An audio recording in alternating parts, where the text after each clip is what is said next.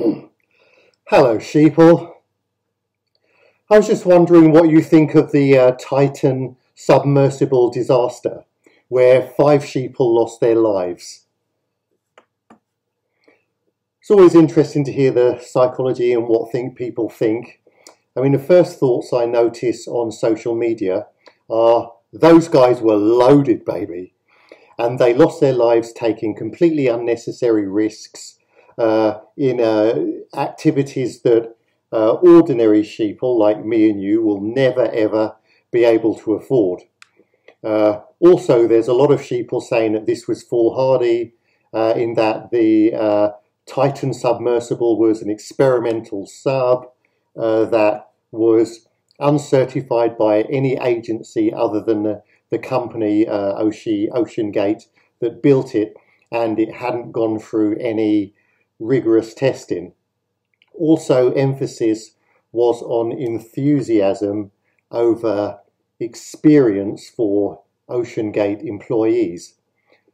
Those that died on this fatal visit to the Titanic were the CEO of the company OceanGate, a French diver, a Pakistani businessman and his son, and an English explorer. Like the Titanic they were visiting, this is a very newsworthy kind of tragedy. A lot of people feel bad that this gets so much more attention than greater tragedies like the plight of men, women and children dying at sea all the time, fleeing horrendous circumstances in the hope of finding peace and hope. This, of course, is not the fault of the rich business sheeple, unless their fortunes are ill-gotten gains, and there's nothing wrong with having the spirit of adventure.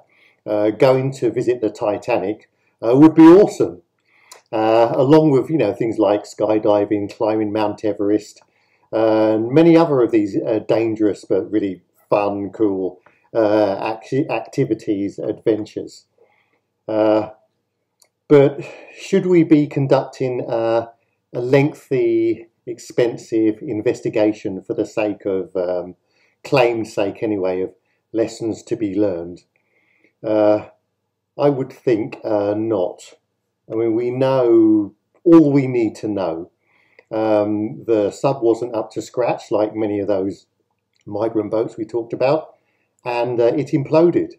That's it.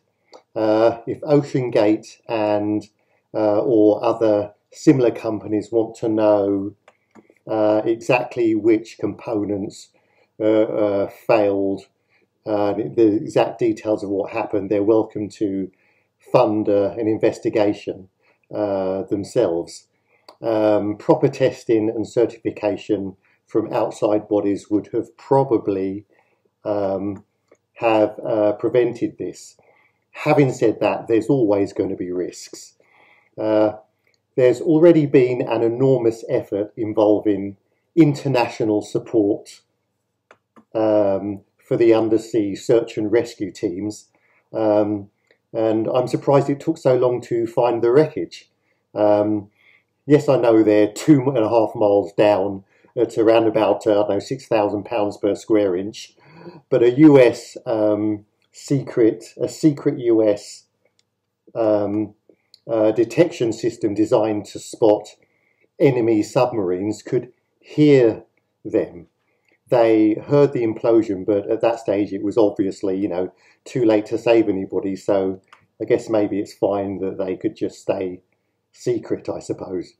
Other rescuers heard bagging noises and searched for that instead of searching near the wreckage of the Titanic, or better still, I don't know why they wouldn't just search straight away at the last point of contact. Okay, so of course our hearts go out to the families who either care or will just fight over the inheritance. I mean, there's a lot of money. These guys are billionaires. And anyway, to sum up, I guess this is another tragic loss of life, but this is planet Earth, and much worse tragedies are occurring all the time, and I wonder when the jokes are going to come out. So, the moonlight fades with the morning glow.